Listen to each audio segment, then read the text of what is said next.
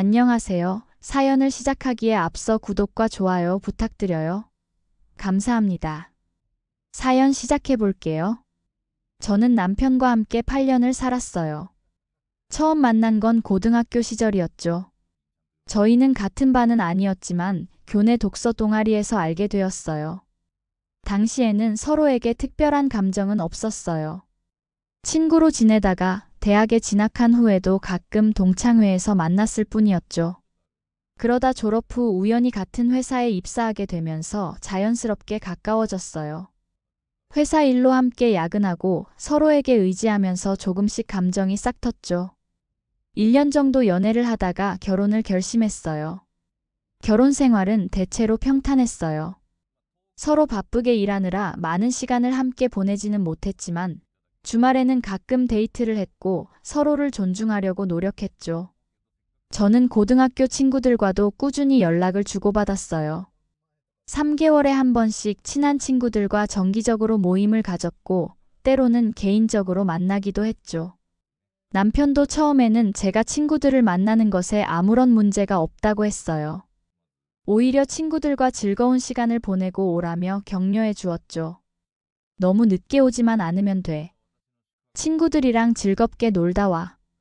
그러던 어느 날 고등학교 때부터 친했던 친구 민석이와 점심을 먹기로 약속했어요. 민석이는 주로 해외에서 일하다가 잠시 한국에 들어왔을 때였죠. 민석이는 고등학교 동창으로 저랑은 같은 반이었고 남편과도 친구 사이였죠. 그래서 저는 남편에게도 미리 말했어요. 여보, 내일 민석이랑 점심 먹기로 했어. 오랜만에 한국에 왔대서. 당신도 민석이 본지 오래됐잖아. 같이 갈래? 남편은 내일 일이 있다며 민석이한테는 따로 연락한다고 하더라고요. 그래서 저는 아무 생각 없이 민석이를 만났죠. 우리는 학창시절 추억을 나누며 즐거운 시간을 보냈어요. 식사 후 카페에서 커피도 마시고 그렇게 3시간 정도 이야기를 나눴죠. 헤어질 때 민석이가 어깨를 두드리며 다음에 또 보자라고 인사했어요. 집에 돌아왔을 때 남편의 표정이 좋지 않았어요. 처음에는 회사 일 때문에 스트레스를 받은 줄 알았죠. 하지만 제가 민석이를 만난 이야기를 하자 갑자기 남편의 얼굴이 굳어졌어요. 너 정말 민석이랑만 단 둘이 만난 거야? 저는 당황했어요. 갑작스러운 질문에 어리둥절했죠. 당연하지. 어제 얘기했잖아. 갑자기 왜 그런 질문을 해? 누가 봤어? 너희 둘이 카페에서 너무 친밀하게 앉아 있는 거. 알고 보니 남편의 회사 동료가 우연히 저희를 본 모양이었어요. 그런데 그 동료가 오해를 했는지 아니면 남편이 과장해서 받아들였는지 마치 저희가 연인처럼 보였다고 남편에게 전했더군요. 여보, 그냥 친구로 만난 거야. 오해하지 마. 당신도 알잖아. 민석이랑 나랑은 그냥 친구라는 거. 하지만 남편은 믿지 않았어요. 오히려 제가 계속 해명하면 할수록 더 의심하는 것 같았어요. 그날 밤부터 남편은 저를 다르게 대하기 시작했어요. 늦게 들어오면 어디 있었냐고 물었고 제 휴대폰을 자주 확인하려고 했죠. 상황은 점점 악화되었어요.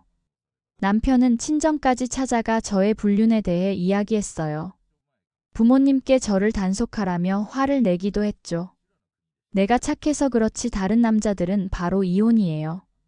남편은 친정에 찾아가 이렇게 말하면서 위자료까지 요구했어요. 마치 제가 그에게 큰 상처를 준 것처럼요. 부모님은 당황스러워하셨지만 일단 남편을 진정시키기 위해 사과하셨어요. 저는 계속해서 사실을 설명했어요. 민석이와는 정말 친구일 뿐이라고요. 심지어 민석이에게 직접 전화를 걸어 상황을 설명하고 남편과 통화하게 했어요. 민석이도 당황했지만 오해를 풀기 위해 성실하게 설명했죠. 하지만 남편은 믿지 않았어요. 오히려 저와 민석이가 짜고 거짓말을 한다며 더 화를 냈죠. 친정에서는 결국 남편이 요구한 돈을 일부 건네주셨어요. 저는 반대했지만 부모님은 일단 진정시키자는 생각이셨나 봐요.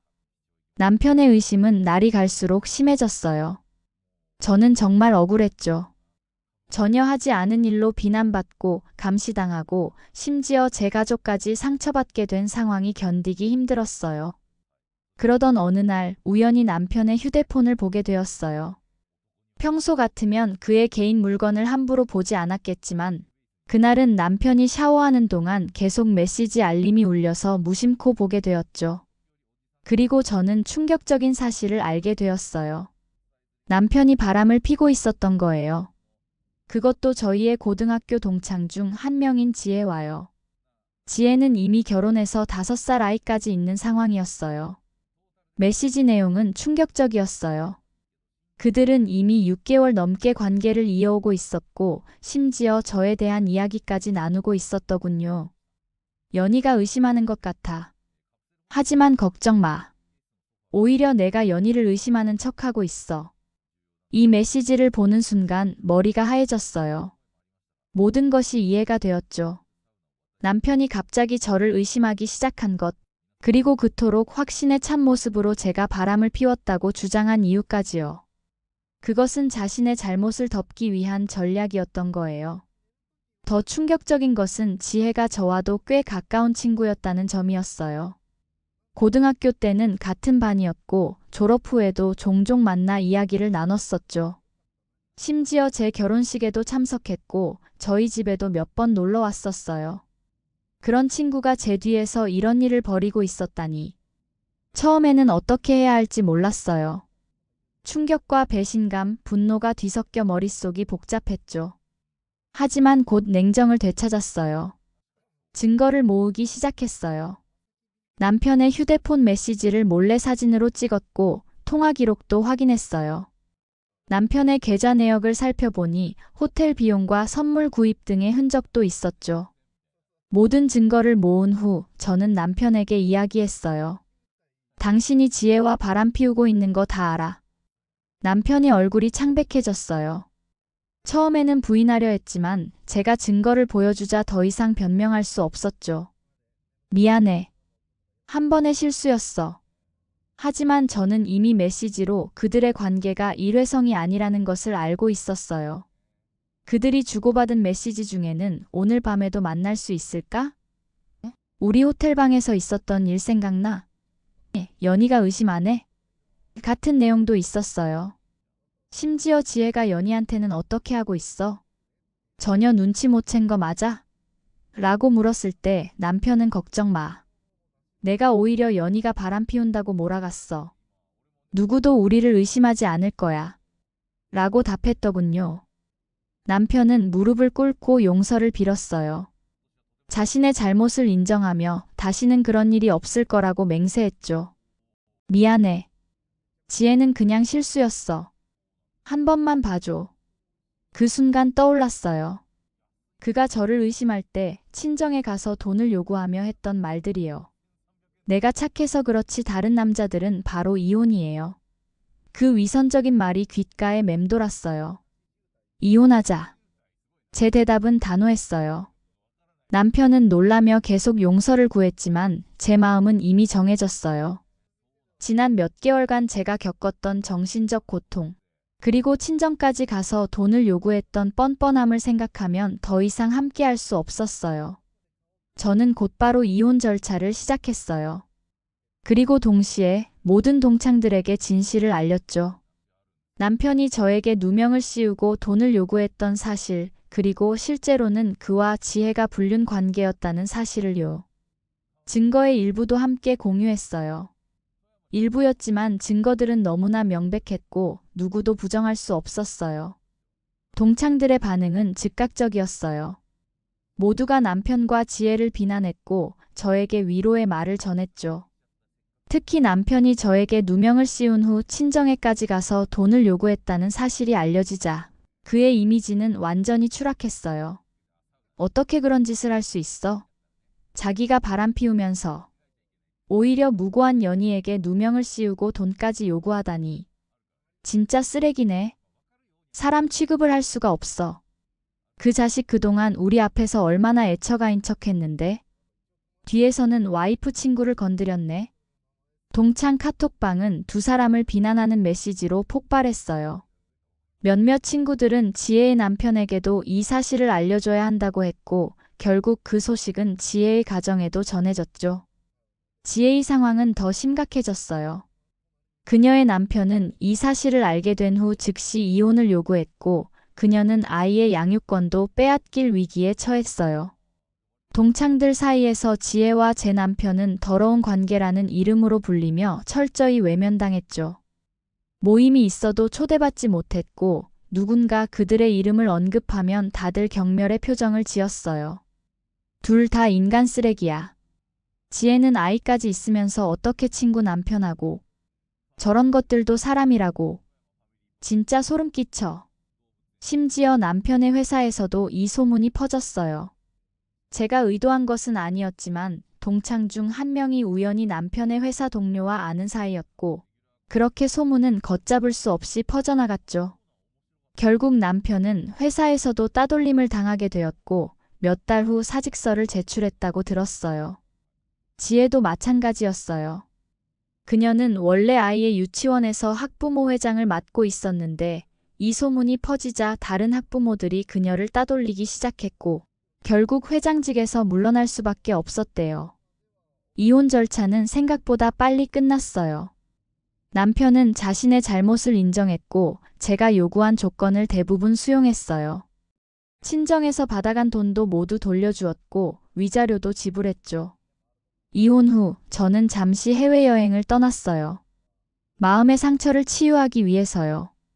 한 달 동안 여러 나라를 돌아다니며 새로운 경험을 쌓았고, 조금씩 마음의 평화를 찾아갔죠. 귀국 후에는 새로운 삶을 시작했어요. 이전에 다니던 회사를 그만두고 항상 하고 싶었던 분야로 이직했어요. 새로운 환경에서 새로운 사람들을 만나며 과거의 아픔을 조금씩 잊어갔죠. 그로부터 2년 후 동창 모임에서 우연히 남편과 지혜에 대한 이야기를 들었어요. 놀랍게도 그들은 각자의 이혼이 완료된 후 재혼했다고 해요. 다들 불륜으로 만난 사이가 어떻게 행복할 수 있겠어? 라고 수군거렸지만 두 사람은 SNS의 행복한 모습을 과시하며 살고 있었죠.